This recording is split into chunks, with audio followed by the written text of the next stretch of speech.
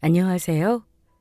저는 올해 36이고 작년에 학창 시절부터 오래 만난 동갑내기 남자친구와 결혼을 접은 싱글 여자입니다. 파혼이라는 게 나름 저에게는 살면서 굉장히 큰 충격이었던 일이었습니다. 왜냐하면 헤어진 전 남자친구와 대학교 시절부터 꽤나 오랜 시간을 사귀었거든요. 우리 구독자분들은 결혼식에 가면 다들 축하한다는 말을 하시죠? 저는 파혼한 이후에는 남의 결혼식에 가면 축하한다는 말이 선뜻 나오지가 않게 변했습니다. 그냥 웃고 손 잡아주며 잘 살라는 말만 건네요. 그래서인지 파혼하고 난 후에는 결혼의 이미지라는 것이 남들이 생각하는 신혼 몇 년간의 달콤한 이미지가 아닌 5, 60년이라는 긴 시간으로 생각이 됩니다. 그래서 그 긴 결혼 생활 전체를 놓고 생각하면 결혼은 그다지 축복받을 일도 아니더라고요. 평생 공주처럼 떠받들어지고 산 아내들도 나중에는 시부모 병시중이든 남편 병시중을 몇 년 들더군요. 왜 예전 결혼하신 분들 사연 들어보면 시부모 시집살이보다 병수발한 시절이 가장 힘들다 하죠. 그게 아니면 내가 아플 수도 있고요. 아내가 아플 때 시부모가 며느리 병수발하고 남편이 아내 병수발하는 경우는 거의 못 봤습니다. 결국에는 그런 게 결혼인데. 결혼할 때 부케 던지면서 신부 얼굴에 웃음꽃이 만개하는 거 보면 씁쓸하고요. 결혼 안 한 미혼녀들한테 왜 결혼을 안 하냐 빨리 해라 소리 들으면 꼭 사기꾼 같더라고요. 결혼 그게 뭐 좋은 거라고요. 제가 너무 시니컬하다고 생각하실 수 있겠지만 이런 생각을 하게 만든 장본인이 바로 결혼할 뻔했던 예비 시댁이었어요. 저는 어찌 보면 이제는 결혼 정년기는 지난 나이라 할 수 있죠. 남자친구는 사귀는 동안은 저한테 정말 잘해줬고 서로 많이 좋아했어요. 그건 자신 있게 말할 수 있습니다. 그런데 막상 결혼 준비하면서 자기 엄마가 저에게 하는 거 보더니 갈팡질팡하더라고요.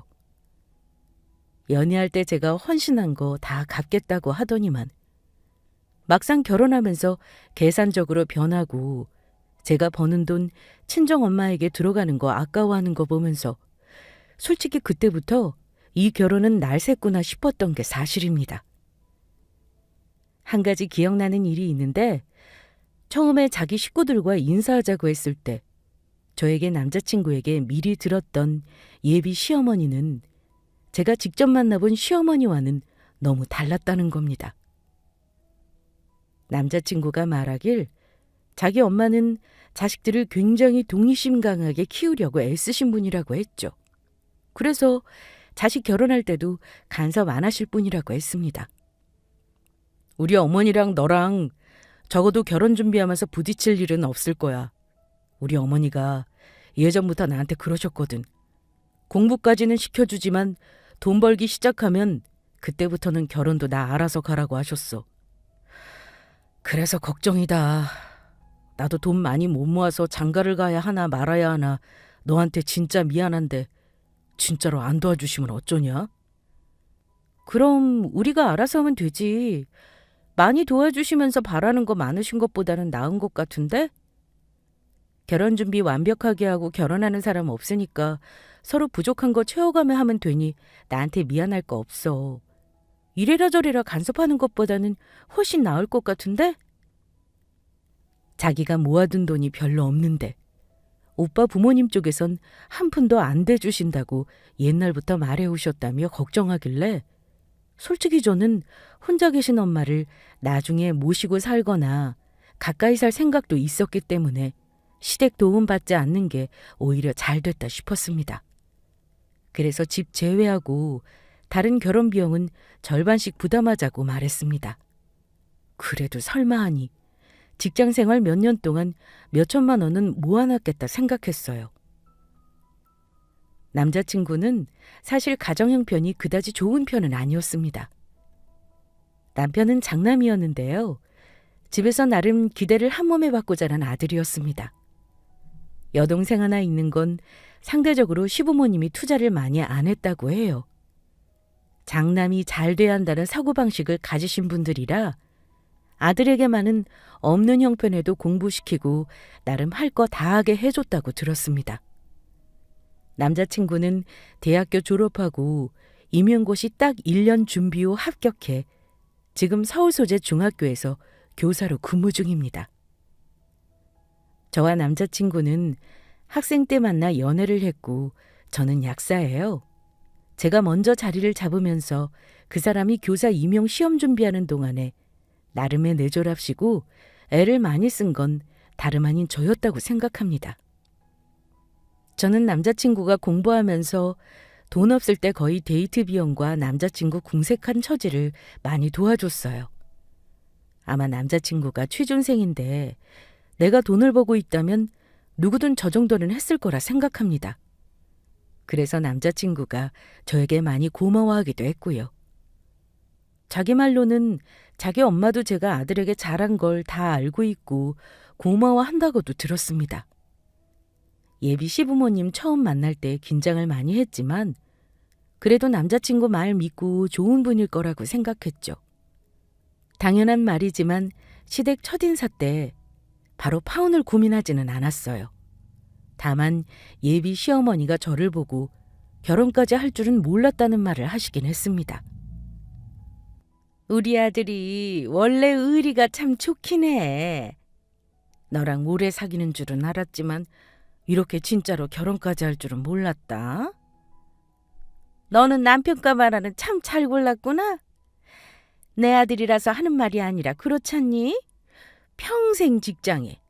여자한테도 잘하는 녀석이니 아마 너 속 썩고 살지는 않을 거야.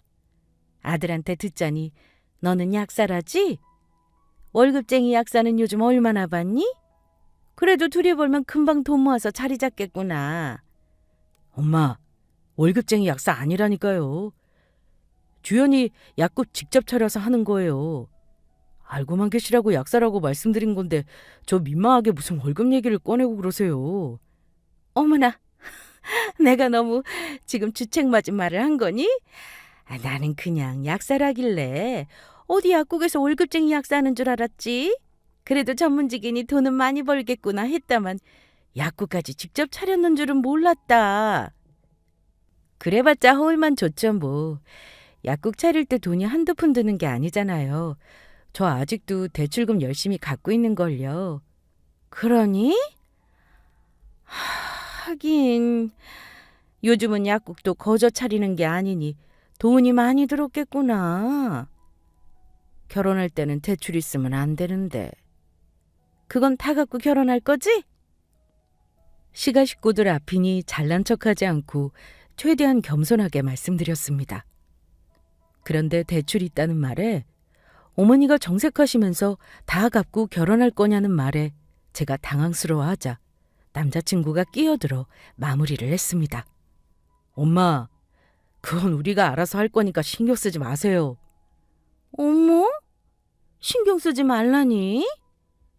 아들이 처음에 결혼해서 마누라 빚을 깊이 갚아야 한다는데 어떻게 신경이 안 쓰여? 대강 대출이 얼마 정도 되는지 알려줄 수 있니? 월 수입도 정확히 알려주면 내가 신경이 덜 쓰일 것 같구나. 기분 나빠도 어쩔 수 없어. 결혼 전에는 확인하고 넘어갈 일이잖아. 확인을 해도 내가 하는 거죠. 엄마가 왜 그런 걸 묻고 그러세요? 그만하세요, 엄마. 주연이 불편해하잖아요. 그래? 혹시 기분 나빴다면 미안하구나. 나도 우리 아들이 장남의 첫 결혼이다 보니까 걱정이 돼서 그래. 어쨌든 요즘은 의사고 약사라고 해서 돈 잘 버는 세상도 아니라며. 다들 빚잔 차다가 막 나가는 사람들도 여러 봤어. 그게 빚 좋은 개살구가 아니면 뭐겠냐? 적게 벌어도 평생 꾸준하게 버는 교사나 공무원이 그래서 최고라는 거야. 저는 어머니 말에 어색하게 웃었습니다. 어머니 하는 말에 굳이 토를 달거나 대답하지는 않았어요. 첫인사 때 인사간 예비 며느리 입장에서는 솔직히 당황스러웠던 게 사실이긴 합니다. 남자친구가 아마 저 점수 딴다고 만나기 전에 시부모님께 이런저런 자랑을 많이 해놓은 듯 했습니다. 사실 남자친구가 교사라는 안정적인 직업이긴 하지만 직장만 놓고 보면 약사인 제가 훨씬 조건은 좋았어요. 솔직히 수입도 비교가 안 되었고요. 지금 친정이 살만한 건 엄마가 부동산으로 꽤나 수완이 좋으셨기 때문이기도 합니다. 제가 최근 몇 년간 수입이 많아지고 남동생도 돈을 벌기도 했지만 몇 년 전 부동산 경기 좋을 때 분양받은 아파트 사고팔고 하면서 엄마가 수익을 많이 냈어요. 약국 개업하고 수입이 좋아서 대출도 많이 갚은 상황이었고요. 하지만 미리 말씀드리자면 저도 친정이 처음부터 잘 살아서 덕받다고 할 수는 없게 살아온 사람이에요. 제가 남들 다 부러워한다는 약사이긴 해도 겉보기만 좋을 뿐 저도 힘들게 대학 마치고 30 넘어서야 빛을 본 겁니다. 엄마가 정말 6년간 저 학비대느라 고생 많이 하셨죠. 졸업하고 가게 경제에 보탬을 주기 위해서 일을 쉬지 않고 한 덕에 결혼도 많이 늦은 거고요. 사실 한참 자식들에게 돈 들어가는 시기에 친정아빠가 돌아가시는 바람에 엄마가 정말 힘들게 저랑 제 남동생 뒷바라지를 하셨어요. 바로 약국을 차릴 만큼 집이 경제적으로 부유하지 않아서 졸업하고 나서는 바로 대기업 생활건강제품 연구원으로 근무했었어요. 그런데 몸과 건강을 갈아 넣어가며 일하는 직장 생활에 질려 과감히 퇴직했거든요. 그리고 약국을 개업했고요. 그 과정에서 제가 친정엄마 도움을 많이 받았습니다. 친정엄마가 저 약국 차릴 때 무리하시면서 평생 알뜰하게 모아놓은 적금 다 해지하시고 있는 돈 다 털어서 도와주신 덕분에 이래저래 개업할 수 있었습니다. 그때 제가 엄마에게 약속한 게 있어요. 내가 버는 돈에서 절반은 무조건 엄마 가져다 드릴 거라고요. 엄마는 평생 저랑 동생 뒷바라지 하시다가 있는 돈 다 장녀인 저에게 털어넣으셨는데 어찌 보면 당연한 거 아닌가요? 저는 남자친구와 오래 연애를 하긴 했지만 결혼이 급하지는 않았습니다. 엄마가 편하게 사시고 동생이 자기 밥벌이 하는 거 보고 결혼할 거라는 생각을 는 은연중에 하고 살았어요. 20대 후반과 30 초반에 정말 열심히 산 끝에 엄마가 부동산 투자로 돈도 벌고 저도 살만해지고 나니 35을 바라보는 나이가 되었더라고요.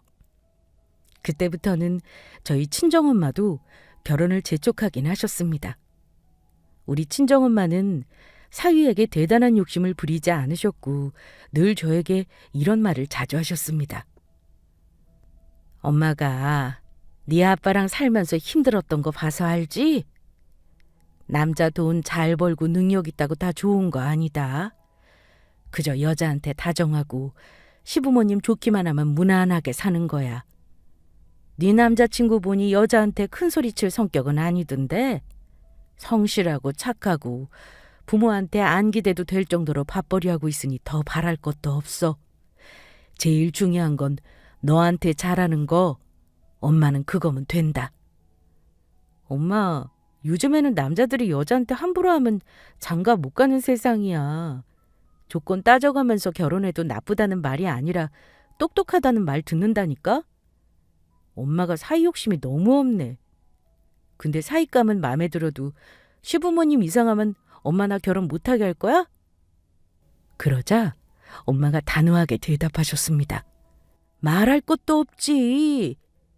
김서방 봐서는 그럴 리 없지만 만약에 시부모 자리 이상하다 싶으면 너 혼자 늙어 죽는 한이 있어도 시집 안 보낸다.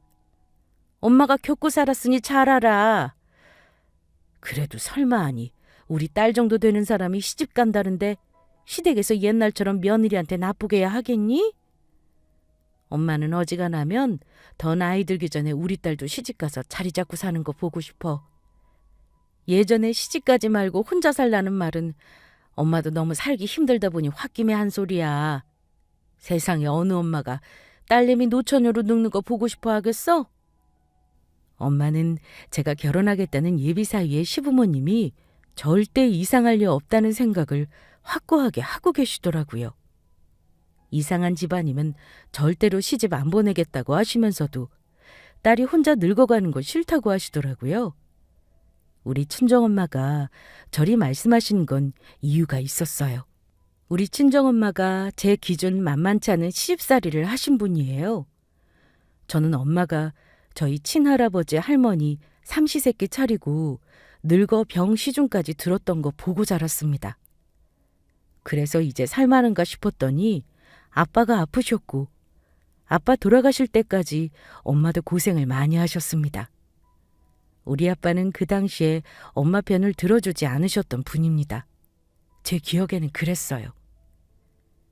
집안 형편이 나쁘지는 않았지만 엄마랑 아빠는 주로 할머니 때문에 많이 싸우셨어요.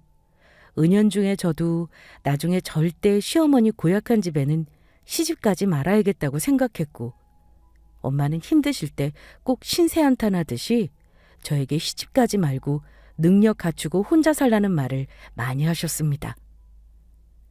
어쨌든 저는 엄마의 헌신적인 뒷바라지와 저의 총명함으로 약사가 된 거고 거의 자수성가로 집안을 살만하게 만들어 놓은 셈이었죠.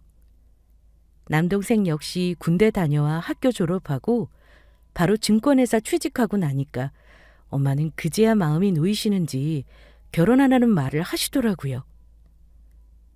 엄마는 제가 시댁 형편이 안 좋아 결혼을 망설이는 줄 알고 집까지 해주겠다고 하셨습니다. 나중에 동생 결혼할 때는 저에게 보태라고 하시면서 동생 장가갈 때 해주려고 한 집을 저에게 명의 이전해주겠다고 하셨습니다. 그만큼 엄마는 사위를 믿으셨고 더 바라는 것도 없으셨습니다. 약사에다 뭐 하나 빠질 거 없는 딸이 좋은 사람 만나 가정을 꾸리고 살기 바라셨을 겁니다. 솔직한 심정은 이제 돈도 어느 정도 벌고 엄마도 집도 있고 차 있고 맘 편히 사시니까 좀 더 엄마랑 같이 살면서 여행도 같이 다니고 돈으로도 풍족하게 해드리고 싶었습니다. 어쨌든 엄마와 마찬가지로 남자친구 집안에서도 결혼을 재촉하셨어요.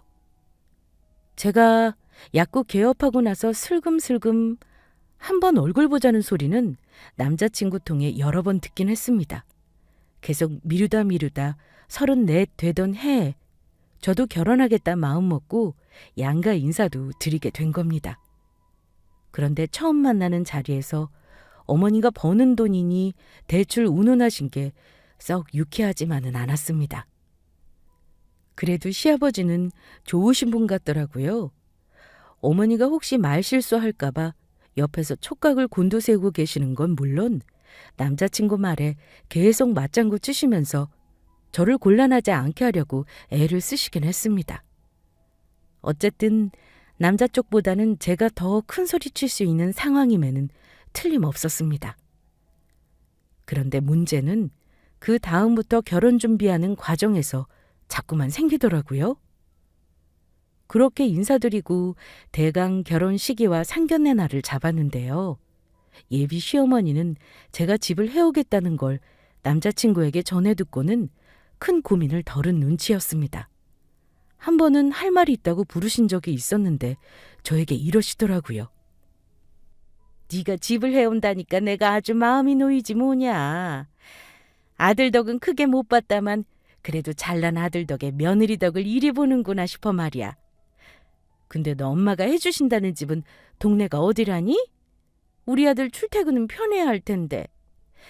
대충 어딘지 알려주면 내가 미리 그 동네 좀 가보려고 해. 네 집에는 들어가 볼 수 있는 거지? 이거 물어보려고 너 좀 보자고 했다. 아, 어머니, 그 집에 지금 세입자가 있어서 아직 들어가서 보지는 못해요. 저희 결혼 3달 전까지 계약 기간이고 엄마가 비워달라고 했다니까 그때 가서 보셔야 할 거예요. 그래? 대충 구조를 봐야 너희 살림이니 뭐니 정할 텐데. 일단 알았다. 정 궁금하면 그 동네 부동산 가서 물어보지 뭐. 어쨌든 상견례 빨리 하고 결혼식 전에 미리미리 살림도 들여놓았으면 좋겠구나. 혼인신고도 해버리지 뭐. 너도 그게 좋지? 네? 혼인신고요? 그건 나중에 정훈 씨랑 상의해 볼게요. 어머니, 집에 살림 드리는 문제는 몰라도 혼인신고는 지금 고민할 건 아닌 것 같아요.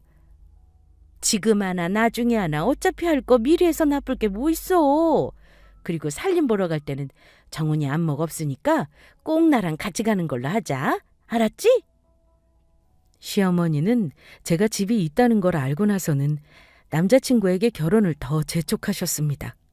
심지어 제 명의 집에 미리 가보겠다는 말까지 하시면서 아들이 사는 신혼집을 궁금해하셨어요. 살림도 같이 보러 가자고 하셨고요. 게다가 혼인신고까지 미리 하라니요. 너무 결혼을 재촉하시니 기분이 뭔가 이상할 지경이었습니다.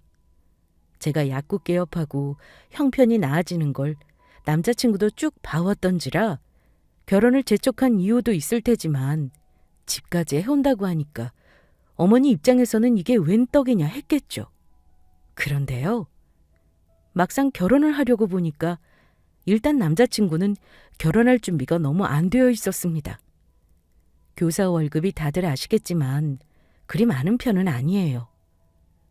저는 남자가 꼭 집을 해와야 된다는 사고방식을 가지고 있지는 않았지만 둘이 부모님 손 안 벌리더라도 남자가 너무 여자 쪽에만 기대어 하는 것도 불합리하다고 생각해요. 본인도 어느 정도 할 건 해와야죠. 제가 집을 해간다고 하면 살림이나 혼수 등등 다른 결혼 비용은 남자 쪽에서 당연히 부담하겠거니 생각했습니다. 게다가 본인이 결혼하자고 먼저 말했으니까 어느 정도는 준비가 되어 있겠거니 했는데 막상 경제적인 부분 오픈해보니 놀랄 정도였어요. 저는 남자친구가 생각보다 돈이 없어서 놀랐는데 남자친구는 또 다른 면으로 저에게 놀랐던 사실이 있습니다. 생각보다 대출을 많이 갚았다는 걸 알고 1차로 좋아했죠. 수입을 보고 2차로 놀라더라고요. 둘이 수입을 오픈해보니까 보니 제가 남자친구보다 적을 때는 3배, 많을 때는 5배를 벌더군요. 야, 이래서 너도 나도 자영업을 하는 건가? 나는 주연이가 이렇게나 돈 많이 버는 줄 몰랐네. 그래서 너 죽기 살기로 장모님이 돈 떨어서 약국 차려주신 거구나. 이제는 이해가 간다. 이러니 몇 년 만에 집도 사고 차도 사고 다 한 거네. 나는 자격지심 같은 거 절대 없는 거 알지? 너 이만큼 버니까 결혼하면 내가 더 잘해야겠네. 능력 있는 와이프 덕 보고 사는 거 좋다며 알아서 잘하겠다고 하니 여기까지는 좋았습니다. 그런데 제가 한 가지 얘기를 꺼내자 남자친구 얼굴이 갑자기 변하더라고요. 근데 내 수입에서 절반은 우리 엄마 드리고 있어. 엄마가 평생 모은 돈으로 약국 차려주셨는데 나는 이 정도 드리는 건 당연하다고 생각하거든. 게다가 우리 집까지 해주셨잖아. 나는 그거 꽁으로 받아먹을 생각 없어. 엄마한테 드려야 한다고 생각해.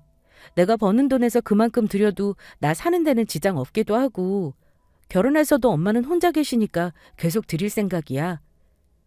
내가 학생 때부터 어찌 생활했는지 아니까 자기도 이해해 줄 거라고 생각해. 장모님께 수입 절반을 드린다고? 그럼 대체 그게 얼마야? 근데 결혼하기 전에는 그렇다 쳐도 결혼한 다음에는 좀 그렇다. 주연이 네가 장모님 집도 다시 해드렸고 약국 차릴 때 보태주신 돈 그만하면 다 갚은 거 아니야? 한 달에 100만 원씩 드린다고 해도 내가 별말 안 할 텐데 수입의 50%는 좀 심하지 않아? 저리 말을 하는데 순간 저도 기분이 확 나빠지더라고요. 절반을 드려도 제가 버는 돈이 남자친구보다 많은 데다 결혼할 때 집까지 해가는 사람이 저인데 저걸 싫은 티를 내나 싶었습니다. 싫으면 결혼 못하는 거지. 자기도 알겠지만 나 결혼에 그리 목매지 않아. 우리 엄마 나 때문에 평생 모은 돈 다 보태셨고 지금 몸 아프셔서 일도 못 하시는데 결혼하면 엄마한테 푼돈을 드리라는 거야? 제가 예민하게 반응하자 남자친구가 펄쩍 뛰긴 했습니다. 그러면서 하는 말이 사실은 우리 엄마가 안 그래도 말씀하시더라고. 처음에는 너 나이도 많고 그래서 결혼 안 내키셨대. 근데 내가 너 자랑을 얼마나 많이 한 줄 알아? 약사에다 돈 잘 벌고 집까지 있다고 해서 겨우 엄마도 마음 내려놓으신 거야. 결혼하면 우리한테 생활비 얼마 줄 거냐고 그러시는데 그렇잖아. 장모님은 50% 드리는데 우리 부모님은 더 적게 드려? 그건 경우가 아니라고 봐. 나는 장남이잖아. 우리 부모님한테도 결혼하면 용돈 드리고 싶단 말이야. 누가 드리지 말래? 자기 버는 돈으로 드려. 대신 우리 둘이 버는 돈 각자 관리하자. 생활비 반반 부담하고 부수적인 것도 모두 정확하게 하면서 돈 관리하면 되겠네. 요새 맞벌이하는 부부들은 그렇게도 많이 하고 부모님 돈 드리는 부분은 의견이 맞지 않는 부분도 있으니까 그렇게 하는 것이 서로 편할지도 모르겠다. 그랬더니만 남자친구가 하는 말이요. 남자친구 돈 각자 관리하는 건 부부 사이에 있을 수도 없는 이야기라고 하더군요. 그럼 왜 결혼을 하냐고. 결혼해서 들어오는 수입은 네 거 내 거 없는 거라고 못을 박네요. 솔직히 어이가 없더라고요. 우리 엄마에게 내가 버는 돈으로 용돈 주는 건 싫어하면서 내 돈은 자기 돈이고 자기 돈은 내 돈이라니요. 그러면서 장모님은 형편도 자기 집보다 좋은데 저 버는 돈에서 절반 드리는 것을 이해가 안 간다고 하는 겁니다. 남자친구 말을 듣고 나니까 저는 더 열이 뻗치더라고요. 내가 버는 돈으로 그럼 자기 부모님 용돈을 더 드려야 하는 경우가 맞다는 거야? 그런 게 경우라고 하면 나 이 결혼 안 할래. 그냥 결혼하지 말까 봐. 우리 이렇게 치사하게 의견이 안 맞는 거면 결혼 다시 생각하는 게 좋겠다. 아이 참, 너는 왜 그리 극단적이야. 내가 언제 우리 부모님 너 버는 돈으로 드리재. 그냥 비율은 맞춰서 드리는 게 경우라는 거지. 암튼 알았어. 네 생각이 그렇다는데 내가 무슨 권리로 싫다고 하겠냐. 알았으니까 제발 결혼 안 하겠다는 말 하지 말어. 나 진짜 가슴 떨어진다. 너도 그렇고 나도 그렇고 서로 만난 시간이 10년 세월인데 지금 헤어진다는 거 진짜 서로한테 손해야. 제발 우리 그러지는 말자. 10년이 아니라 20년을 만났어도 아닌 건 아닌 거지. 나 안 그래도 막상 결혼 준비하면서 너무 심란한 거 몰라? 나 자꾸 결혼 다시 생각해보게 만드는 말은 하지 말아줘. 그날 남자친구와 다투고 나서 당연히 기분이 좋지 않았습니다. 아니, 좋지 않은 게 아니라 더러웠어요. 이 결혼을 해야 하나 하는 생각을 그때 처음 했네요. 저는 남자친구 입에서 설마 아니 제가 엄마 드리는 돈을 걸고 넘어지는 말이 나올 줄은 몰랐거든요. 원래 결혼 준비하다가 많이 싸우기도 하고 결혼할까 말까 고민을 한다고는 하지만 굳이 따지자면 남자친구가 더 경우가 없는 거 아닌가요? 저는 제 주변 결혼하는 친구들이나 다른 사람 결혼하는 거 굳이 남자친구에게 쟤는 저렇더라 하며 비교하지 않았는데 말이죠. 그날 다투고 나서 남자친구가 전화로 사과는 했습니다만 저는 여전히 찝찝한 상태였습니다. 그날 싸우고 들어왔는데 제 표정이 심상치 않자 엄마가 왜 그러냐고 물어보시더라고요. 저는 이런 상태에서 상견례를 하는 건 아니다 싶어서 엄마에게 상견례를 미룰지도 모르겠다고 말씀을 드렸습니다. 엄마는 제 말 한마디에 뭔가를 눈치채셨는지 더 이상 다른 건 묻지 않으셨어요. 대신 딱 한마디 하셨습니다. 원래 결혼 전날까지도 여자는 이 결혼이 맞나 고민을 하기 마련이야.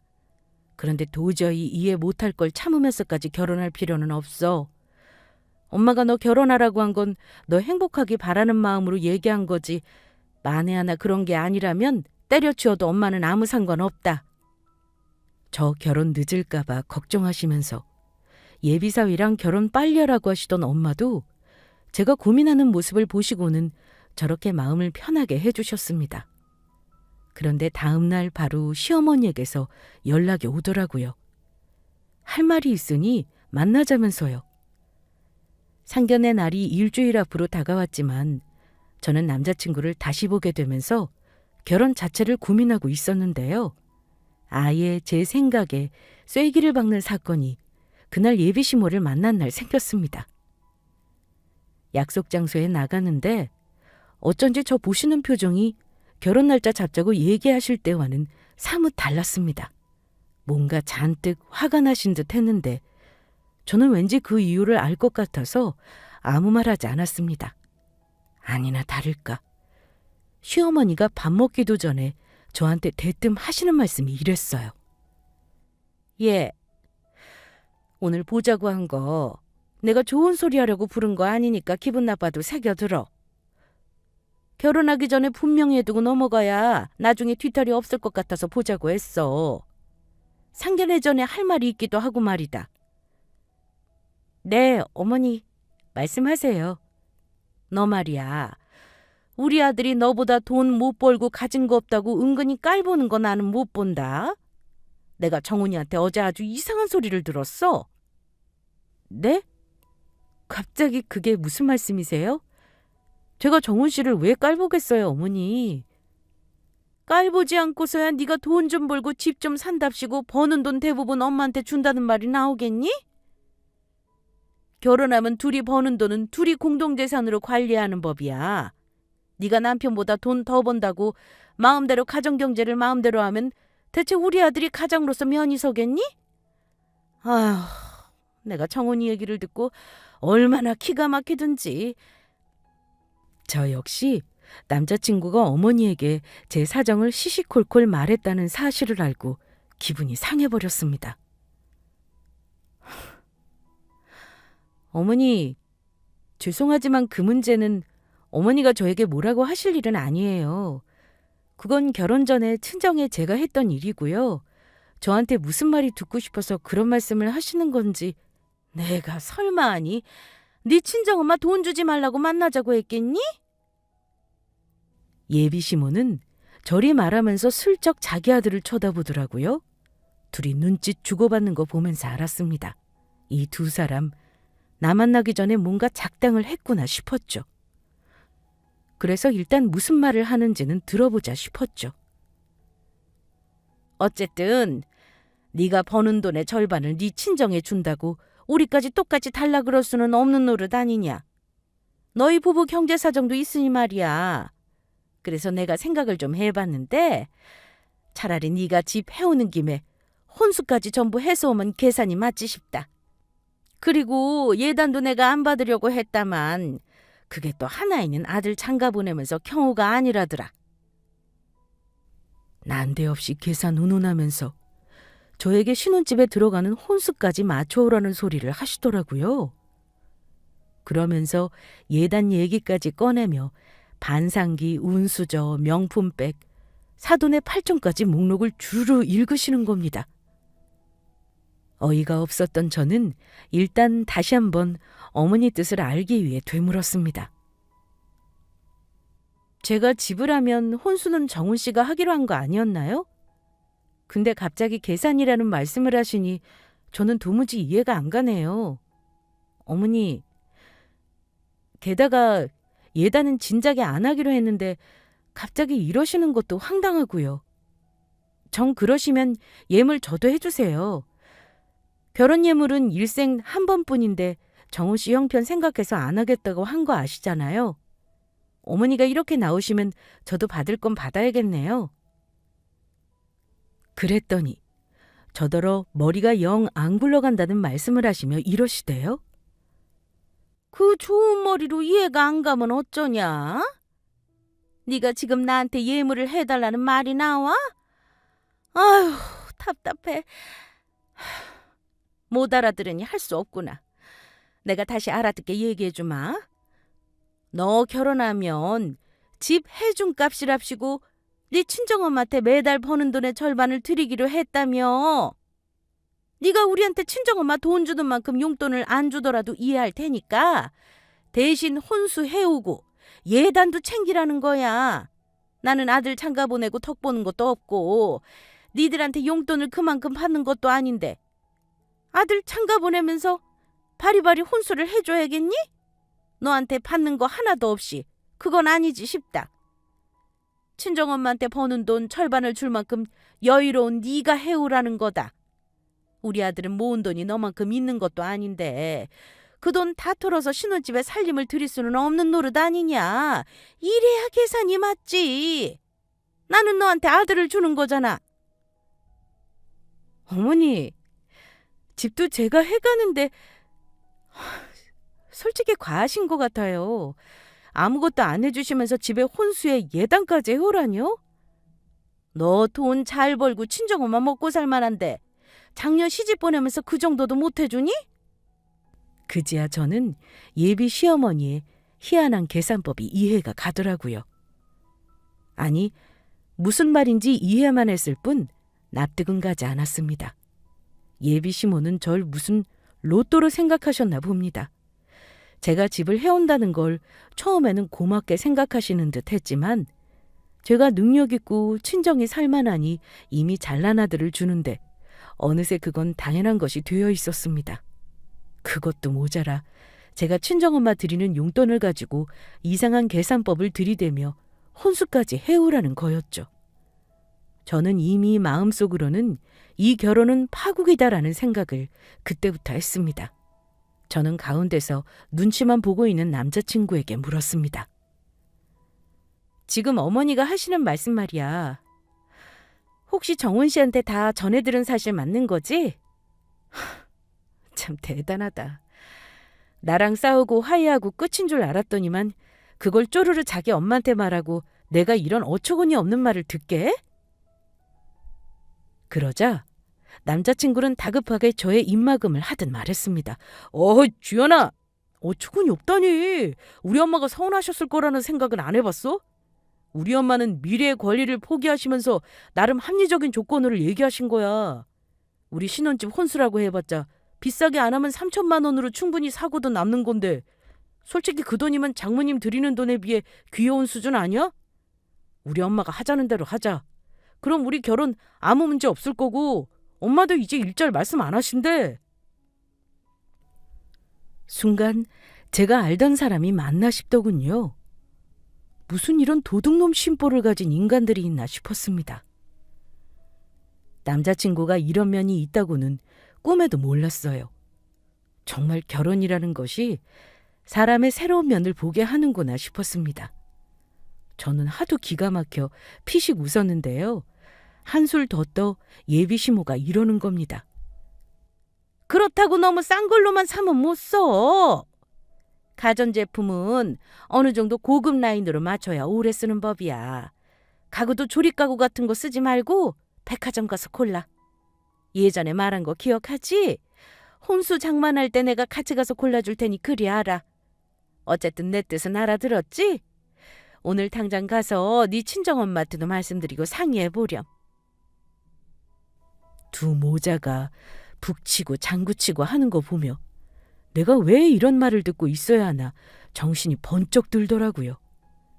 그래서 단칼에 싫다고 했습니다. 어머니, 제 대답은 듣지도 않으시고 너무 설레발치시는 거 아니에요? 저는 혼수까지 해오겠다고 한 적 없는데요. 이런 결혼을 제가 굳이 왜 해야 하나 싶네요. 오늘 만난 김에 분명히 말씀드릴게요. 저 이 결혼 안 하려고요. 저 결혼 안 할 거니까 혼수고 집이고 나발이고 다 없던 걸로 하시죠. 그러자 당연히 예비 시모와 남자친구가 놀란 표정을 짓더니만 그것도 잠시뿐 그 인간 엄마가 버럭 화를 내는 겁니다. 너 지금 건방지게 예비 시어머니 앞에서 결혼 안 하겠다고 협박하는 거니? 혼수 해오기 싫으면 싫다고 하지 아예 결혼을 없겠다 이거야? 네가 그렇게 나오면 내가 미안하다고 물을 줄 알았어?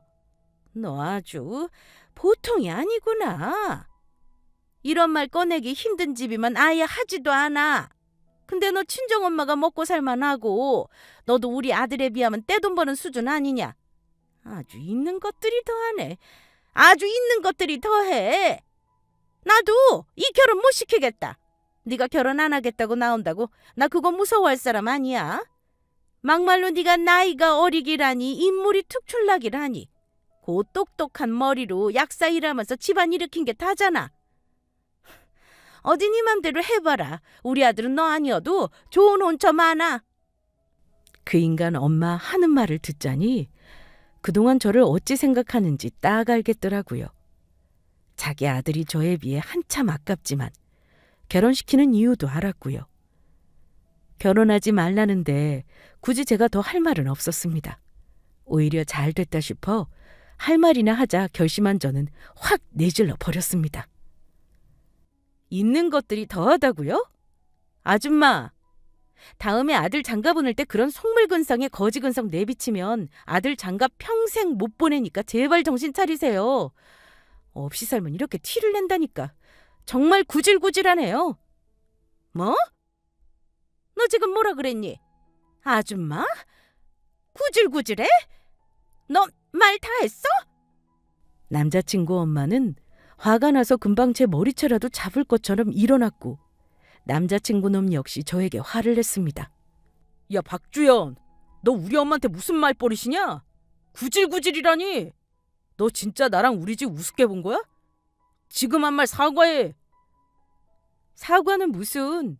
참자 했는데 더는 못 참겠다. 없는 것들이 양심도 없네 정말. 닭도 안 나오는 집구석이네. 내가 너랑 오래 사귀었지만 결혼은 다른 문제야. 네가 뭐 그리 잘났다고 내가 모시고 오듯이 집에 혼수에 예단에 다 하면서 결혼을 하니? 됐어. 이 결혼 안 해. 아줌마도 저한테 있는 것들 어쩌고 하지 말고 양심이나 챙겨요. 어디 아들을 공짜로 장가 보내려고 수작질을 하세요? 경우도 없고 양심도 없고 거지가 아니면 대체 뭐예요? 누굴 봉으로 알고 한몫 잡고 벗겨먹으려고 작정한 것 같은데 어림없네요. 저 오늘 이후로 아줌마 아들이랑 인연 끝낼 테니까 결혼하지 말라는 말이나 물으지 마세요. 저는 그리 말하고 자리를 박차고 일어났습니다. 그래도 할 말 다 했더니만 속은 후련했어요. 남자친구와 그 엄마의 부들거리는 모습이 그나마 통쾌했습니다. 예비 시모는 본인 입으로 이 결혼 못 시키겠다 큰 소리를 쳤던 터라 저를 붙잡지도 못했고 그 인간 역시 엄마 때문에 저를 붙잡지 않더라고요. 그렇게 파혼 통보하고 돌아와 엄마에게 구구절절 설명하지 않고 그냥 이 결혼 안 하겠다고 선언했고 엄마는 아무것도 묻지 않았습니다. 그렇게 며칠 동안 저는 마음 정리를 하면서 남자친구 놈에게 이별 통보를 했습니다. 그런데 그 인간 역시나 저에게 사과를 먼저 하더니만 저더러 자기 엄마에게 죄송하다고 하라는 개소리를 하는 겁니다. 그럼 자기가 화난 엄마를 설득하겠다나요? 그 인간이 천지분간을 못하는 것 같아서 한마디 더 해줬네요. 파혼하자는 거 장난인 줄 알아? 다른 거 하나 안 보고 너 하나 보고 결혼하려고 했는데 너네 집안이 이렇게 거지근성 가득한지 몰랐어. 결혼 전에 알아서 너무 다행이고 행여나 내가 너네 집에 돈 벌어다 주고 무료 노력봉사 해주는 머슴살이 하러 들어갈 거라고는 기대도 하지 말아라. 다른 멍청한 여자 찾아서 장가가고 나한테 다시는 연락하지 마라. 거지 같은 놈아.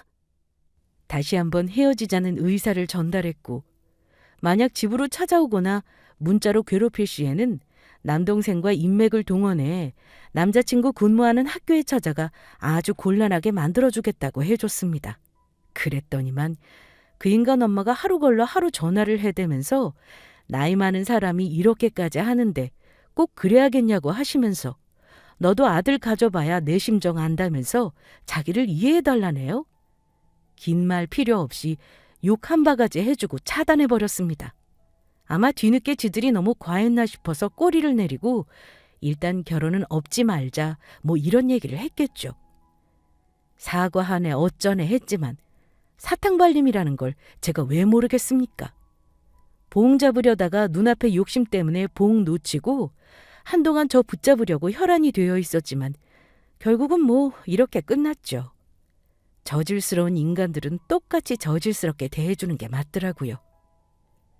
결국은 저와 그 인간의 오랜 인연은 결혼 준비하면서 파혼으로 막을 내렸습니다. 결혼할 인연은 따로 있다는 말이 있던데 아마 저와 그 사람은 인연이 아니라 이 난리를 치며 결혼이 깨진 건가 싶기도 해요. 어쨌든 저는 그런 철면 피지방과 엮여 미치고 들어갈 이유가 없는 집에 평생을 돈 문제로 골치 아프기 싫습니다. 사랑은 순간이지만 현실은 영원하다는 말을 저는 믿거든요. 결혼 후에 얼마나 뜯어내려 할지 저한테 돈 내놓아라 들볶을지가 뻔히 보이지 않나요? 저의 파혼 사연은 여기까지입니다. 재미있게 들어주셨길 바라며 구독자분들은 모두 가정이 평안하시길 바랄게요. 감사합니다. 안녕하세요. 저는 인천광역시에 사는 38세 여성입니다. 저는 몇 년 전에 남편의 외도로 이혼을 하고 제 인생은 실패했다고 생각했어요. 아직 30대에 무슨 망언이냐고 하겠지만 자존감도 바닥을 치고 믿었던 사람에게 배신을 당했더니 정상적인 생활이 불가능하더라고요. 하지만 인생사 세웅지마라고 제 인생을 수렁에서 건져줄 반전 사건이 일어나지 뭐예요? 사연 채널에서 예전에 저처럼 힘든 구독자분들이 있다면 힘내시라고 사연을 보내봅니다. 제 인생 최악의 인간이라고 생각했던 상간녀가 저를 다른 삶을 살게 해준 기가 막힌 이야기 들어보실래요? 저와 남편은 20대 후반에 동호회 모임에서 만난 사이였습니다. 아직 미혼인 친구들과 소개로 들어간 친목 모임에서 전 남편을 만나게 됐던 거죠.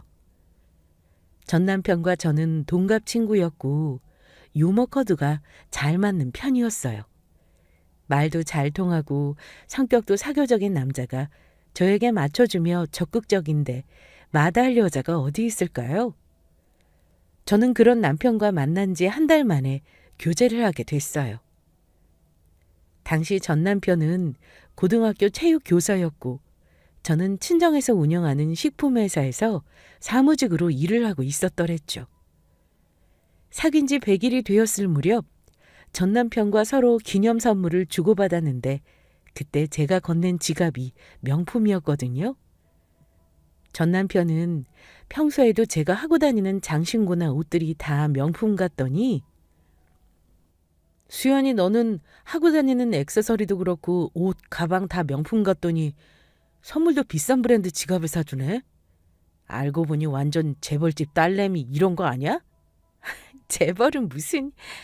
그냥 내가 다니는 식품회사 대표가 아버지이기는 해. 뭐? 지금 직장이 아버지 회사라고? 무슨 회사인데? 마시는 차 제조하는 회사인데 땡땡 식품이라고 혹시 들어봤어? 어? 그 브랜드 율무차랑 전통차 먹어본 것 같아. 설마 그 브랜드가 너희 집이야? 맞아. 할아버지 때부터 운영하신 회사고 지금은 아빠가 대표셔. 나도 지금 경영관리팀에서 일하고 있고. 우와, 대박. 너 처음 봤을 때부터 부잣집 막내딸 같다고 생각했는데 진짜였네. 수연이 넌 까도 매력이 넘쳐 오르는구나. 뭐야. 나한테 너무 반하지 마. 그랬다가 못 태어나오는 수가 있어? 이미 늦었어. 난 이제 너 없으면 안 돼. 연애 초기 서로가 콩깍지가 씌어 전 남편과 눈만 마주쳐도 좋았던 시간들이니 무슨 말을 못하겠냐마는 저희는 말이 씨가 되는 것처럼 결국 평생을 함께하기로 했어요. 대대로 선생을 하는 교육자 집안이던 시댁과 사업을 하던 저희 친정의 만남은 비록 공통점은 적었지만 반대 없이 무난하게 흘러갔고 저와 남편은 사귄 지 8개월 만에 결혼식을 올렸어요. 신혼집은 친정에서 저와 남편이 원하는 동네에 50평대 아파트로 해주셨고 나머지 결혼 전반적인 비용들은 시댁에서 다 해주셔서 정작 당사자인 저와 남편은 부모님 덕에 편하게 결혼 생활을 시작했더랬죠. 특히 남편이 저희 친정 부모님께 너무나 살가운 사위로 다가갔는데 자식이 저뿐인 집안에 아들 같은 남편이 사위로 들어오니 친정에서 너무 좋아하시더라고요. 결혼하고 시집살이 걱정하는 사람이 있다지만 저는 시댁보다는 친정에 가는 일이 많아서 시댁 문제는 일도 없었어요. 그만큼 남편이 친정에 아들같이 잘했다는 거죠. 그리고 결혼해서 남편 학교 측 사람들이나 주변 지인을 만날 때면 남편은 저희 친정이 땡땡 식품이라며 홍보를 가장한 자랑도 많이 했어요. 항상 남편 차에는 저희 친정 식품들이 구비되어 있었고 만나는 사람들한테 모두 선물을 하며 좋아하는 남편을 보는 게 제 낙이었을 정도죠. 당신 덕분에 인천에서 우리 친정에서 홍보 효과 톡톡 해보겠어. 어떻게 그렇게 즐겁게 홍보해? 당연히 우리 집안 회사잖아. 아버님 다음에 당신이 그 회사 물려받을 거고. 그러니 내가 미리 알아서 널리 알려야지. 우리 회사는 친인척분들도 같이 경영하시고 해서 내가 꼭 아빠한테 물려받는다는 법은 없어. 에이, 아버님한테 전에 들어보니까 당신한테 경영 물려주려고 불어 경영지원팀에 일하게 했다고 하시던데? 그리고 옆에서 보면 당신이 야무지게 회사 잘 이끌 것 같아. 오늘 날 너무 띄워주는 거 아니야? 그래도 칭찬 들으니까 기분은 좋은데? 다른 걱정은 하나도 할 것 없고 그러니까 우린 빨리 아이나 가지자고. 양가 부모님 소원도 전부 손주 빨리 보는 거라고 하시잖아. 내 소원도 그거고. 그것도 연이 닿아야 오는 거지. 아마 우리 아기도 엄마 아빠 가족들 보고 싶어서 빨리 오고 있을 거야. 제가 비록 비혼주의는 아니었지만 언젠가는 나도 좋은 가정을 이룰 수 있을까 하는 불안한 마음이 있었던 것도 사실이었는데 남편을 만나고는 늘 행복 도파민이 뿜어져 나와서 그런 불안과 두려움을 가질 새가 없었어요. 그만큼 당시의 행복과 사랑에 대한 확신이 있었어요. 하지만 인생이 늘 좋은 일만 있는 것도 아닌 것이 결혼하고 반년 만에 가지게 된 첫 아이를 유산하면서 저희 부부 사이에 서서히 금이 가기 시작했어요. 제가 임신을 하고 남편과 양가 부모님이 기쁨에 겨워하는 것도 잠시였고 임신 8주가 안 돼서 유산을 해버렸었거든요. 기뻤던 마음이 실망과 슬픔으로 변하니까 얼마나 그 깊이가 크던지 남편과는 아이 유산을 두고 한바탕 싸움도 하게 됐었고요.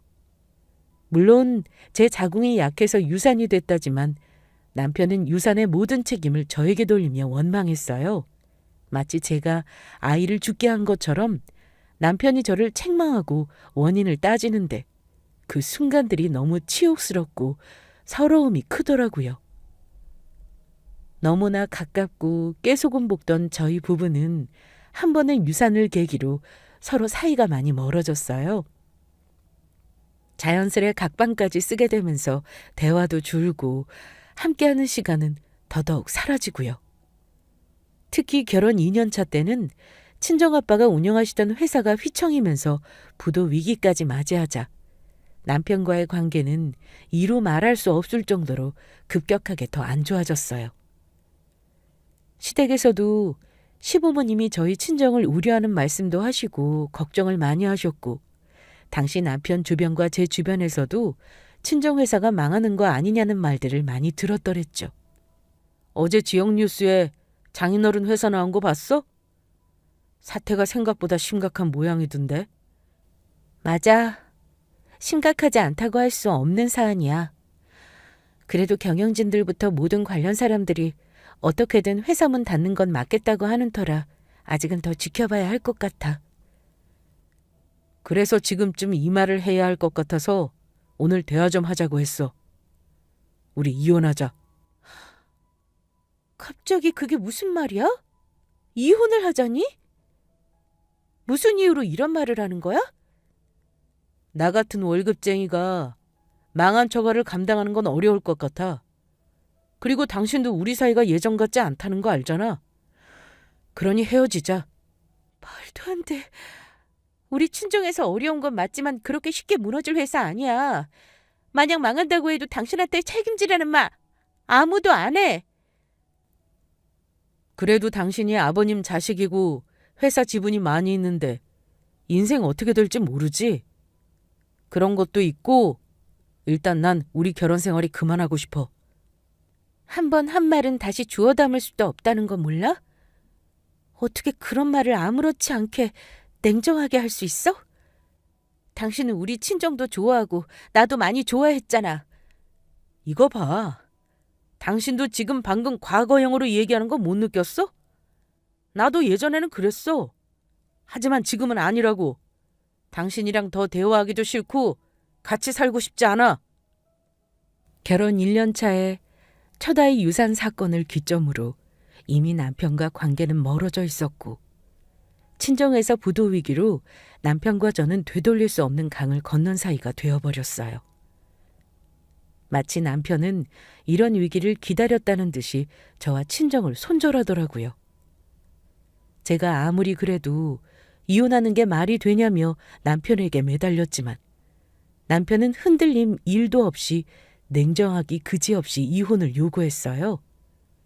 그리고 더 나아가서 내막을 알고 보니 남편에게는 8살 차이가 나는 어린 대학생 상간녀가 떡하니 있더라고요. 남편의 이혼 요구에 친정 사업이 안 좋아져서 계산적인 남편이 이혼하자고 하는 줄 알았더니 상간녀까지 있었던 거였어요. 그리고 심지어 상간녀까지 자기 정체를 드러내고 저를 찾아와 헤어지라고 난리도 피웠고요. 저 민우 오빠 너무 사랑해요. 뱃속에 우리 아이도 이미 생겼고요. 그러니까 아줌마가 이혼해 주시면 안 돼요? 저희 아이를 봐서라도 오빠 좀 놓아주세요. 아이라니? 제 남편 아이란 말이에요? 저는 그런 말 들은 적 없는데요? 이미 시부모님도 알고 계세요. 아마 오빠는 아줌마가 혹시나 저한테 해를 가할까 싶어서 아이 얘기는 안 꺼낸 것 같아요. 아시잖아요. 오빠가 아이를 얼마나 원하는지. 어떻게 이런 일을... 당신은 양심이라는 게 없어요? 어떻게 멀쩡하던 가정을 이렇게까지 망가뜨릴 수 있어요? 보아하니 아직 어리고 앞길이 창창한 것 같은데 굳이 왜 내 남편을 탐하냐고요. 사랑이란 게 어떻게 선택해서 오나요? 그리고 멀쩡한 가정 아니었잖아요. 아줌마 유산 문제도 있었고 친정회사는 망했다면서요. 오빠를 진짜 사랑한다면 그런 수렁에 같이 끼어들게 하면 안 되죠. 아줌마야말로 다시 한번 진짜 오빠를 위하는지 생각해보세요. 저희가 멀쩡한지 아닌지 당신이 어떻게 알아요? 부부가 아니면 다른 사람은 아무도 그 속내를 모르는 거예요. 오빠가 다 말해준 거예요. 더는 아줌마를 사랑하지도 않는다는데 뭐하러 빈 껍데기를 안고 살려고 하세요? 아니요? 난 아직 내 남편을 사랑해요. 그리고 당신들 노름에 순순히 물러나주고 싶지도 않고요. 그거 집착이고 어리석은 발버둥이에요. 그냥 제발 오빠 놔주세요. 상간녀의 막무가내 말보다는 아이를 가진 여자만의 당당함과 20대 초반의 빛남이 저를 좌절하게 만들었어요. 이미 상간녀는 아이를 가진 지 이미 4개월이 넘은 시점이었고 일이 일파만파 커지자 시부모님까지 나서서 저희 이혼을 요구하더라고요. 불륜이건 아니건 잘잘못을 따지기 전에 손주는 중요하다는 거였죠. 저는 총체적인 난국에 자의반 타의반으로 어쩔 수 없이 전 남편과 이혼을 했고 이혼 소송을 하면서 남편과 상간녀에게 각각 위자료를 받고 저희 친정에서 남편 앞으로 해줬던 재산도 분할받고 헤어졌어요. 종이 몇 장으로 정리된 결혼관계가 무슨 의미가 있겠어요. 공식적인 관계 정리보다 저를 더 힘들게 한 건 남편이 저에게 여자로서 더는 매력이 없다는 사형 선고 같은 말과 상간녀의 그 알 수 없는 근자감이었어요. 여자임을 떠나 생명을 가진 존재로서 제 존재 가치가 밑바닥으로 추락한 기분이랄까요? 제 나이 30대 초반. 친정은 사정이 어려워졌지. 저는 이혼을 하고 남편놈 때문에 자존심에 상처를 입었지. 제 인생 최대 위기라고 할 수 있는 나날들이었어요. 그때 저는 제 인생이 나락에 떨어져서 실패를 했다고 생각하고 끝없이 좌절을 했어요. 이혼을 하고 살았던 신혼집은 정리해버리고 저는 작은 오피스텔을 얻어서 혼자 살기 시작했더랬죠. 어떤 사건을 계기로 사람이 성격도 변하고 인생이 바뀐다더니 제게 이혼이 그랬어요. 그 좋아하던 모임도 다 나가지 않았고 사람들 만나는 것도 두렵더라고요. 이혼에 대한 질문도 싫었고 당시 친정회사 위기에 대한 말도 좋게 받아들여지지 않았어요. 그렇게 4년이 지나 상처가 아물어간다고 할 때쯤 초등학교 때부터 친했지만 미국으로 유학을 가서 자주 볼 수 없었던 친구가 한국에 들어온다고 연락이 왔더라고요. 어릴 적부터 같은 동네에 살면서 부모님끼리도 친했고 초중고를 같이 나와서 둘도 없는 자매 같은 친구였어요. 당시 서로 이역만리가 떨어져서 2, 3년에 볼까 말까 했지만 언제 만나도 어색하지 않은 진짜 친구였죠. 수연아, 너무 오랜만에 연락인가? 요새 어떻게 지내니? 기집애. 난 잘 지내지. 너 진짜 오랜만이다. 매번 메일만 보내더니 어떻게 전화를 다 했어? 미국은 이번에 한파 왔다던데 괜찮아? 내가 있는 지역은 서부라서 괜찮아. 뭔가 목소리가 기운찬 것이 잘 지내나 보네. 내가 왜 전화할게? 나 이번에 한국 들어가. 뭐? 너 거의 2년 넘게 안 들어왔었잖아. 미국 학교 일정 바쁘다고 당분간 못 온다더니 해결하고 오는 거야? 일단 박사과정 논문 초고 마무리한 것도 있고 여러모로 한국 가야 할 일이 생겨서 가족 제외하고 너한테 제일 먼저 연락한 거야. 우리 오랜만에 얼굴 봐야지. 그럼 물론이지. 내가 너 오는 일정 맞춰서 회사 연차 쓸게. 근데 한국 가야 할 일은 뭐야? 우리 오빠 기억나지? 30대 후반 되도록 자기 사업에만 매달려 있더니 오빠가 글쎄 결혼을 한다잖아. 난 평생 우리 오빠가 일하고 결혼한 줄 알았거든. 아참, 모바일 청첩장 받은 거 있는데 너도 보여줄까?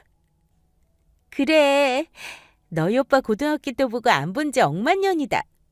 예전에 여자들한테 인기 많았던 거 생각나. 이제 품절남 되는 거네? 너희 부모님 진짜 좋아하셨겠다. 맞아. 나도 독신으로 사는데 오빠까지 40 다 되도록 결혼 안 하고 있으니까 부모님 속이 말이 아니셨지. 그래도 끝이 좋으면 되는 거 아니겠어? 나 지금 네 휴대폰으로 우리 오빠 청첩장 보냈어. 요새는 종이 청첩장이 아니라 이렇게 휴대폰으로 다들 청첩장이랑 웨딩사진 보내더라? 세상 참 많이 변한... 이 사람이 너희 오빠 결혼할 사람이야? 평소 가끔 안부나 근황 정도는 몇 달에 한 번씩 주고받던 제 친구가 오빠 결혼식 때문에 한국에 들어와서 몇 주를 보내고 간다고 했어요. 친구는 대학교 때 미국으로 유학을 가서 현재는 미국에서 일도 하고 박사과정을 밟고 있었거든요.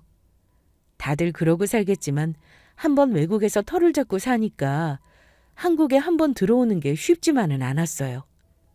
2년 전에 제가 미국으로 여행 가서 얼굴을 보고 온 게 마지막이었기에 갑작스런 친구의 한국행은 너무 기쁜 소식이더라고요. 그리고 무엇보다 어릴 적부터 친하게 지낸 집안이고 친구 오빠도 제게 워낙 잘해줬던 기억이 있어서 오빠의 결혼 소식이 제 가족 경사처럼 기뻤어요.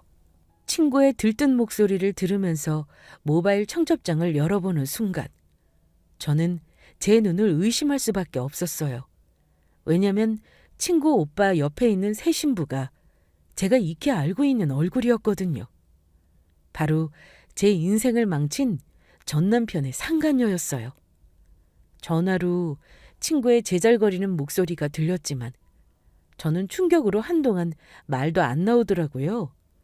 친구 오빠는 학창 시절부터 참 젠틀하고 좋은 사람이었고 지금은 사업도 크게 하고 잘 나가는 회사 대표라고 알고 있었는데 늦은 나이에 만난 결혼 상대가 하필 상간녀라니요.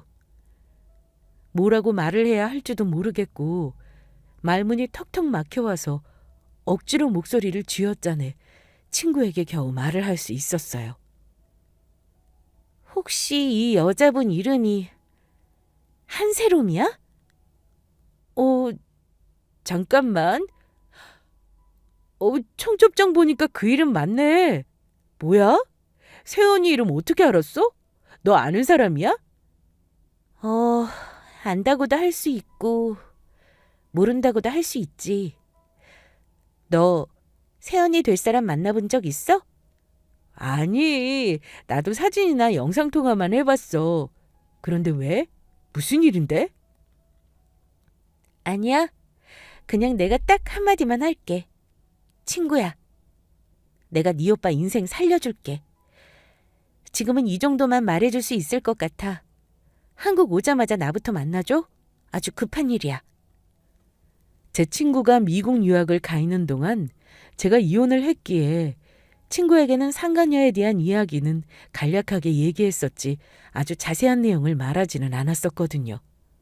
저는 친구가 이틀 뒤에 한국에 들어온다는 말을 듣고 만나서 얘기를 해야겠다고 생각했어요.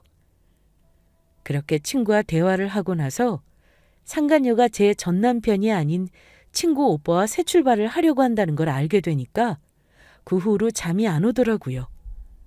어떻게 된 연유인지는 모르겠지만 전남편과 상간녀가 아이도 낳고 결혼까지 했었을 건데 왜 이런 전개가 됐는지 도무지 알 수가 없었어요. 그러면서 뭔가 알 수 없는 분노와 흥분이 속에서 올라오면서 친구가 입국하기까지 그 이틀간이 마치 몇십 년같이 느껴지더라고요.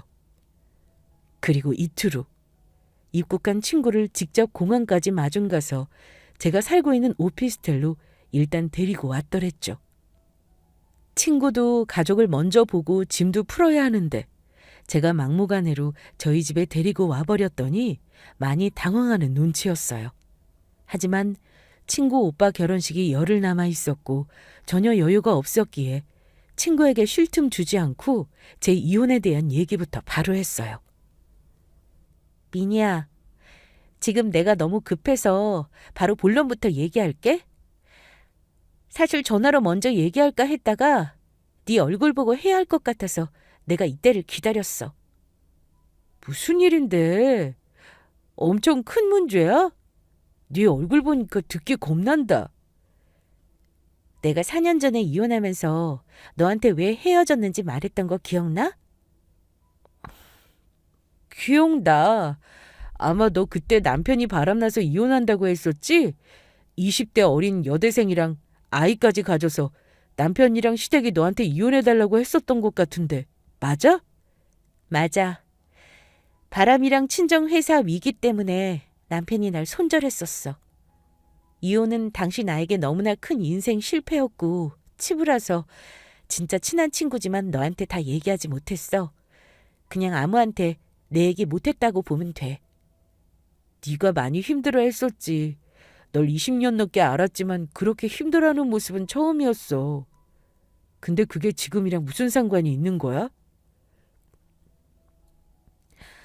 나도 내가 이제 와서 다 지난 얘기를 너한테 하게 될 줄은 몰랐어. 그때 남편이 만나던 여자애가 대학 졸업반이었고 무용과를 다니던 애였거든.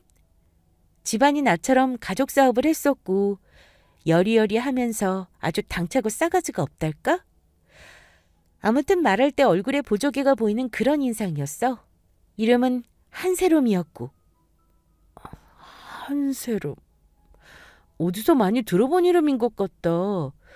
우리 세훈이랑 같은 이름이네?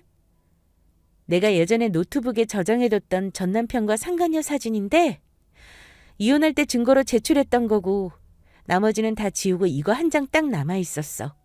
한번 볼래? 수연아, 이 사람은 네 전남편이랑 그 옆에 여자가 상간녀고 맙소사. 우리 오빠 결혼할 사람이 네 가정 파탄낸 그 미친년인 거네? 나도 며칠 전에 네가 오빠 청첩장 주면서 웨딩 사진을 보는데 너무 놀라서 말이 안 나오더라. 저는 길다면 길다고 할 수 있는 제 4년 전 이혼 얘기를 친구에게 모두 털어놓았고 친구에게 제 전남편과 같이 다정하게 안고 있는 상간녀의 사진을 보여줬더랬죠. 그랬더니 친구는 잠시 멍하게 사진만 하염없이 보더라고요. 그러더니 갑자기 소스라치게 놀라면서 자기 오빠 모바일 청첩장을 열어 새언니가 될 신부 얼굴이랑 상간녀 사진을 비교하면서 뚫어지게 봤어요.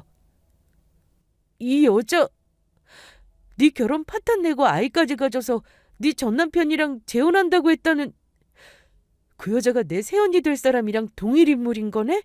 이름도 같고 생긴 것도 같고. 흔한 이름도 아니고 일단 너희 오빠에게 확인을 더 확실하게 해봐야겠지만 지금으로서는 동일 인물 같아. 도저히 믿을 수가 없다. 분명 오빠가 집안끼리 비즈니스 관계에 있고 좋은 사람이랄써. 이 여자가 재혼이라거나 아이가 있다는 말도 없었고 자신보다 10살이나 연하라. 그럼 27살인데 그 상간녀 나이랑 같은 건가? 내가 이혼할 때 상간녀 나이가 23살이었고 4년 지났으니까 27살 맞아. 이름, 나이, 외모는 상간녀랑 네 새언니랑 같은 것 같다. 나 머리가 과부하될 것 같아. 갑자기 감당도 못할 일이 벌어져서 폭발하기 일보 직전이야. 우리 오빠 결혼식 열흘 남았는데 이 사태를 어떻게 수습해야 해?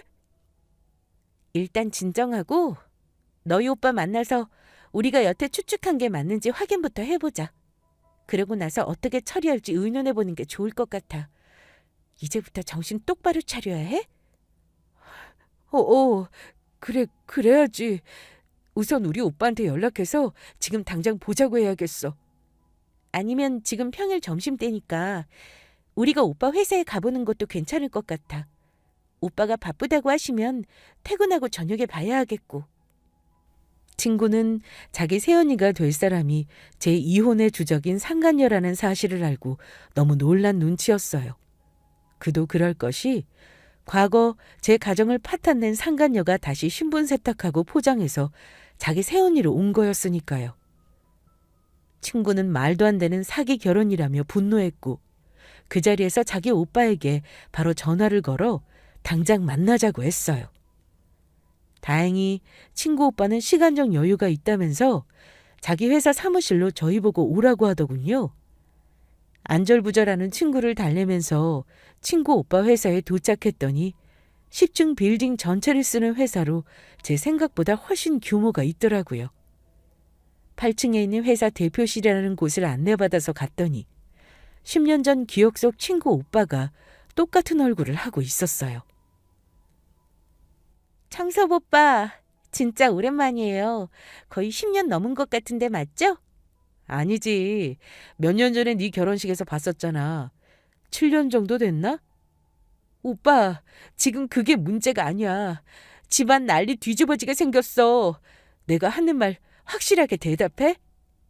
너 미국에서 방금 도착해서 부모님보다 나 먼저 보러 온 것도 이상한데 얼굴 있고 운 것처럼 상태가 안 좋다? 오빠가 결혼하기로 한 그 여자 재혼이야? 아님 아이 있다고 해? 그게 갑자기 무슨 말도 안 되는 질문이야. 그리고 그 여자라니 새언니 될 사람한테 말버릇이 그렇게밖에 못해? 오빠, 미니가 이럴 사유가 있어요. 혹시 한세롬이라고 하는 약혼 여분 어떻게 만나게 된지 들어봐도 될까요? 내가 이벤트 웨딩 사업 초기부터 할 때 거래처 사장님 동생이었어. 말로만 듣다가 1년 전에 소개받아서 약혼하고 결혼까지 약속하게 된 거고. 그런데 그건 왜 물어? 오빠도 제 이혼 얘기는 들으셨을 텐데 사실 그 한세롬이라는 분이 제 이혼의 원인 중 하나였어요. 제 남편이랑 바람나서 아이까지 낳았고요. 제가 전 남편이랑 상간녀가 같이 찍은 사진도 들고 왔는데 같이 보세요. 뭐라고? 그게 무슨 말도 안 돼. 그럴 리가. 오빠, 정신 놓지 말고 일단 얼마 안 남은 결혼식부터 취소하자. 부모님한테도 전부 알리고 수습부터 해야지. 처음에 친구 오빠는 제 가정을 파탄낸 상간녀와 자기가 결혼할 여자가 동일 인물이라는 말을 믿을 수 없어 했어요. 그야 당연하죠. 누구라도 그 말을 바로 받아들일 수는 없었을 거예요. 그래서 저는 친구 오빠가 현실을 받아들일 수 있도록 차근차근 상간녀 학교, 전공, 집안 등 제가 아는 신상에 대해 읊어줬어요. 그랬더니 친구 오빠는 제 말을 다 듣고 나서 얼굴이 새하얗게 질려서 사무실 소파에 쓰러지듯 탈진하더라고요. 그 모습을 보니 제 예전 상간녀와 친구 오빠의 약혼녀가 같은 사람인 게 확신이 들었어요. 그리고 저는 상간녀는 대학생 때부터 유부남 킬러라는 별명을 가졌던 여자였고 저희 남편이 첫 불륜 상대가 아니었다고도 말을 덧붙였어요. 그러니 열흘 남은 결혼식은 취소해야 할 것 같다고요. 그 후 친구네 집안 사람들이 이 숨막히는 진실들을 모두 알게 됐고 친구네 집은 말 그대로 발칵 뒤집어졌어요. 친구네 부모님이 상간녀 집안까지 찾아가 사기꾼 집안이라고 뒤집어 엎고 난리도 아니었던 모양이었어요. 친구 부모님은 원래 점잖고 선한 분들이었는데 며느리가 가정 파탄범에 아이까지 낳았던 걸 감쪽같이 속였다는 걸 알자 엄청 분노하신 것 같더라고요. 우리 부모님 그렇게 화나신 건 태어나서 처음 본 것 같아. 우리 아빠는 그 집 오빠 멱살까지 잡고 난리셨다니까? 진짜 경찰차랑 응급차가 오기 일보 직전까지 갔었어.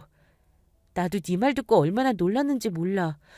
부모님이 얼마나 화나셨으면 그렇게까지 하셨겠어. 사람들이 뻔뻔하기 짝이 없어. 그 집 인간들이 우리 보고 뭐라고 한 줄 알아? 글쎄 자기네랑 확실하게 결혼식 올리고 법적으로 가족관계도 아닌데 뭘 그렇게 화를 내냐는 거야. 자기네들이 피해를 준 것도 없다면서. 상간녀 그것도 과거에 나한테 되바라지게 굴더니 그 가족들도 똑같은 사람들이었구나. 얼마나 천만다행이야.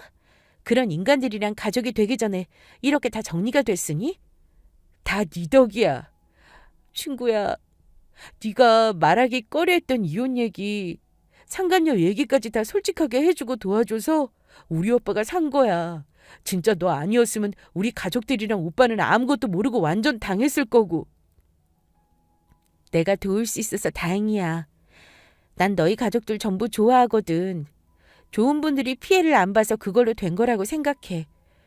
나처럼 그 이상한 사람들한테 당하면 안 되는 거지. 나 이번 기회에 새삼 현실이 드라마보다 영화보다 더 드라마틱하다는 걸 알게 됐지 뭐야? 우리가 직접 겪지 않고 이런 일이 있었다더라 하면 누가 믿겠어. 오랜만에 한국 들어와서 있었던 일주일이 미국에서 10년 있었던 것보다 더 사연이 많아. 그렇게 결혼식을 올리기 일주일 전 친구 오빠는 결혼에 관한 모든 걸 취소하고 무효화시켰고 상간녀와 그 집안 사람들을 참교육했다고 하더군요. 알고 보니 친구 오빠와 상간녀 오빠가 사업적으로 파트너 사이였고 상간녀 오빠가 하청업체로 친구 오빠에게 잘 보여야 하는 위치였던 거예요. 상간녀 오빠가 자기 여동생 과거가 문란했던 걸 몰랐을 리 없고 자기 거래처 사장한테 시집 보내서 그 덕을 보려 했는데 오히려 파국으로 치닫게 된 셈이었죠. 그래서 상간녀 집안에 재정적인 타격이 많이 갔고 그 때문에 상간녀 부모까지 친구 오빠에게 찾아와서 무릎까지 꿇고 울고불고 했다고 해요. 친구 말로는 자기 오빠의 파혼 이후 시금도 전폐하고 말도 아니라고 했고 저는 그때 처음으로 내가 이렇게까지 나서서 그 오빠에게 상처를 입게 했어야 했을까 싶은 생각도 잠시 들기는 했네요. 하지만 그렇다고 사기꾼의 과거 세탁까지 한 그런 여자가 친구네 가족이 되는 건 더더욱 있을 수 없는 일이었죠. 제 친구와 친구 부모님까지 제게 인생의 은인이라며 펑펑 울면서 고맙다고 말을 했고 저는 일이 잘 마무리돼서 다행이라는 말만 했네요. 그리고 제 과거의 원한이 이렇게라도 정리가 된 것 같아 한편으로 속이 후련했고요. 그렇게 친구 오빠 사기 결혼이 정리가 되고 친구도 미국으로 다시 가고 저도 일상으로 돌아가 평범하게 회사에 근무를 하던 때였어요. 그때 친구 오빠에게 갑자기 식사 대접을 하고 싶다는 연락이 오더라고요. 친구 오빠 결혼 사건이 있었던 게 3달이 다 지난 터라 굳이 그럴 필요가 있나 싶었지만 사건의 당사자가 저에게 할 말이 있다는데 어쩌겠어요. 오랜만이다 수연아. 안 그래도 내 동생한테 들었더니 얼마 전에 회사에서 과장으로 승진했다면서? 아주머니 아저씨도 잘 계시지? 고맙습니다. 아빠 건강이 좀 안 좋아서 대표직만 물리신 거지 저희 부모님은 아직도 회사 경영에 참여하시면서 잘 지내세요. 제 승진도 할 때가 돼서 된 거고요. 앞으로 더 잘해야죠. 난 너의 그 담백한 성격에 참 좋아.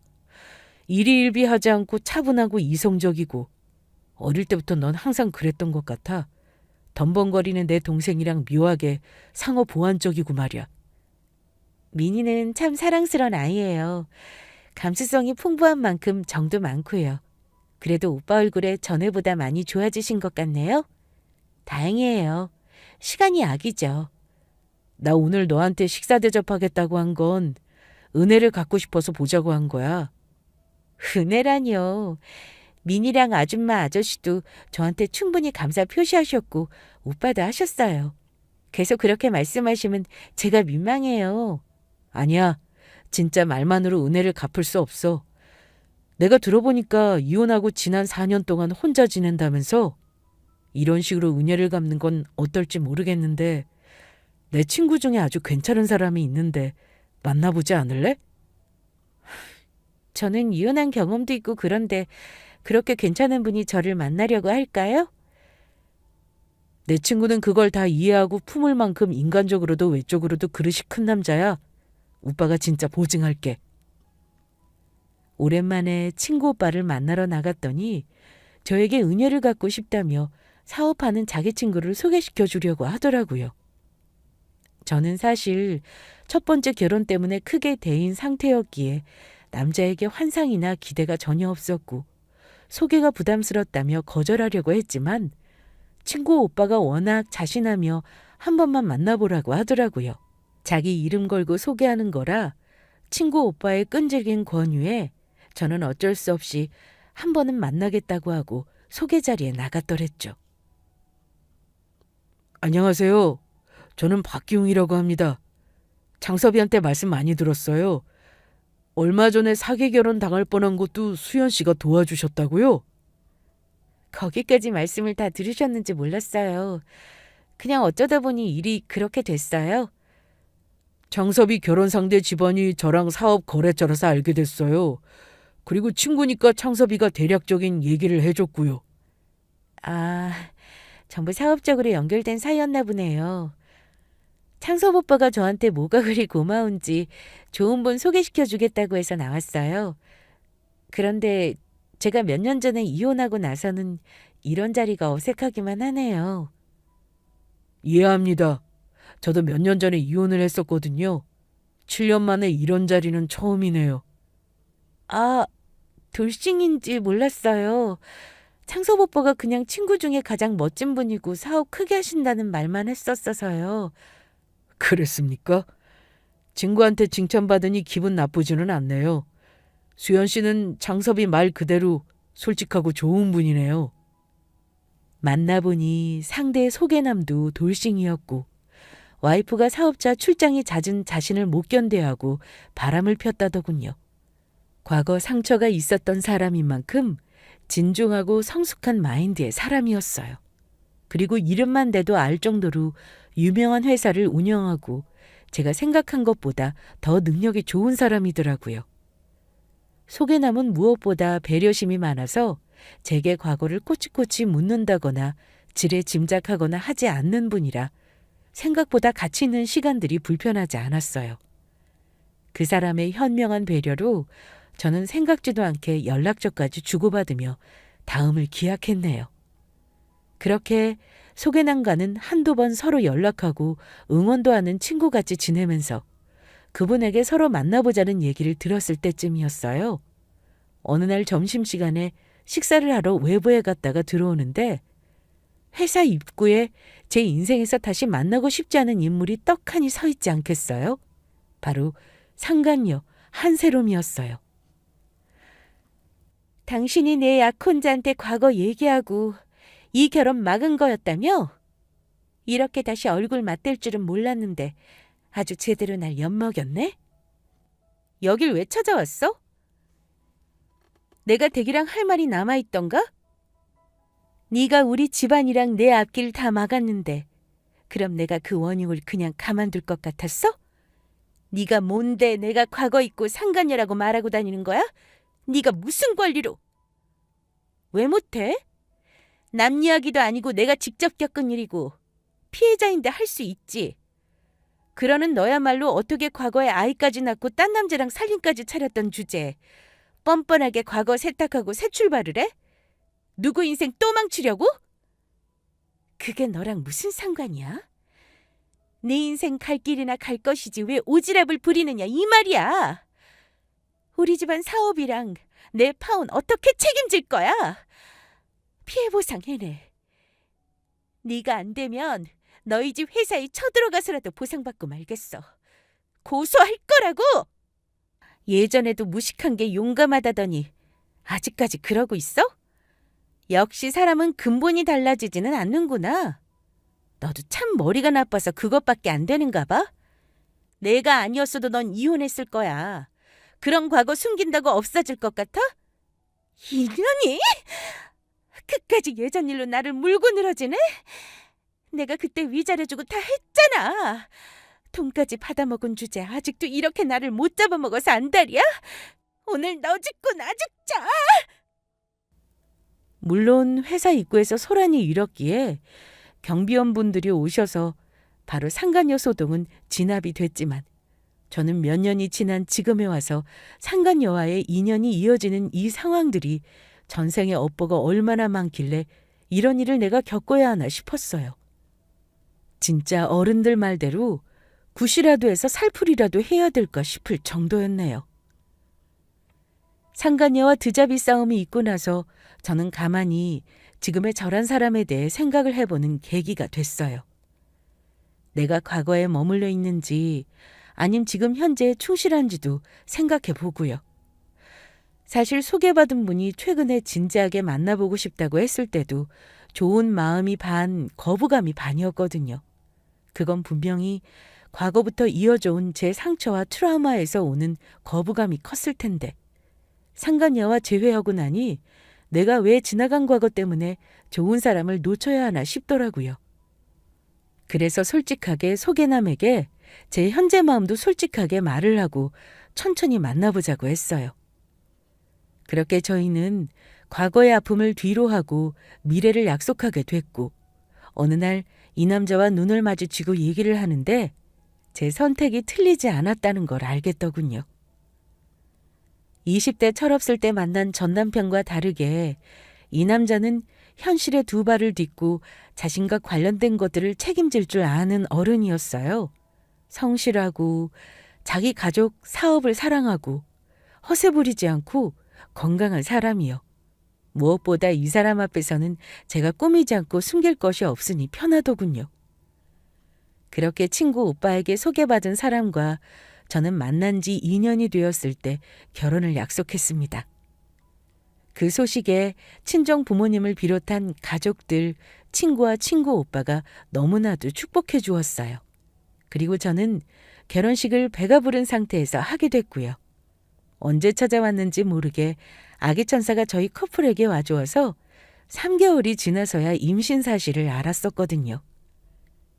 지금 와서 생각해보면 그때 전 남편과 이혼하길 잘했고 친구 오빠의 사기 결혼을 막은 것도 잘한 선택이고 무엇보다 지금의 남편을 만나보겠다고 한 결정이 가장 잘한 거라는 생각이 듭니다. 그리고 그걸 깨닫게 해준 상간녀에게도 감사함이 들더라고요. 그 덕분에 첫 번째 남편보다 훨씬 두루두루 멋진 두 번째 남편을 만나게 된 거니까요. 지금 혹시 자신의 인생이 실패라고 느껴지거나 최악의 상황에 있다고 생각이 드시나요? 그럼 이제 당신의 운이 전환되는 시기가 다가왔다는 신호로 여기세요. 그게 무엇이든 인생은 바닥을 찍고 다시 다른 방향으로 당신을 이끌게 되어 있거든요. 대신 지금의 자신을 똑바로 마주보고 현재의 나를 받아들이도록 해보세요. 그게 진정한 자존감을 되찾는 방법이랍니다. 있는 그대로의 나를 내가 오롯이 받아들이는 것이 내 인생이 변할 수 있는 가장 확실한 방법이니까요. 그렇게 다른 누구보다 자기 자신이 나를 귀하게 여기고 사랑해 주세요. 사연 들어주신 여러분은 귀한 사람입니다. 제 이야기 들어주셔서 감사하고 여러분에게 멋진 운명의 변화가 함께하길 기원하겠습니다.